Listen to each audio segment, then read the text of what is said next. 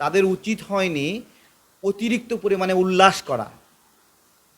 এই উল্লাসের ফলে যারা মুক্তিযুদ্ধের পক্ষের শক্তি তাদের মনের মধ্যে জ্বালাপোড়া করছে এবং তাদেরকে মারা হোক, কাটা হোক, যাই করা হোক, তারা বিক্ষোভে ফেটে পড়ছে। আমি জামাতের প্রতি বলবো, আপনারা মুক্তিযুদ্ধ ইস্যুতে খবরদার কোনোদিন উল্লাস করবেন না, ঠিক আছে? ধীরে ধীরে বাংলাদেশের মানুষ ভুলে যাচ্ছে ওই ইস্যুগুলো। আমার পরিবার মুক্তিযুদ্ধে ক্ষতিগ্রস্ত একটা পরিবার। আমার মায়ের মামা, রমজান মামা আমার মায়ের, তাকে মুক্তিযুদ্ধের 9 মাস পরে রাজাকাররা খেজুরের কাঁটা দিয়ে খোঁচায় খোঁচায় হত্যা করছে, চোখ ফোঁটা করে দিছে। বুঝতে পেরেছেন কেন মুক্তিযুদ্ধে উনি সাহসী ভূমিকা রাখছিল? 9 মাস ধরে বন্ধুত্ব তৈরি করেছে, 9 মাস পরে একা পেয়ে তাকে মাঠের মধ্যে ধরাশয়ী করে খেজুরের কাঁটা দিয়ে চোখ ফোঁটা করছে, প্রথমে এরকম করে খোঁচায় খোঁচায় মারছে।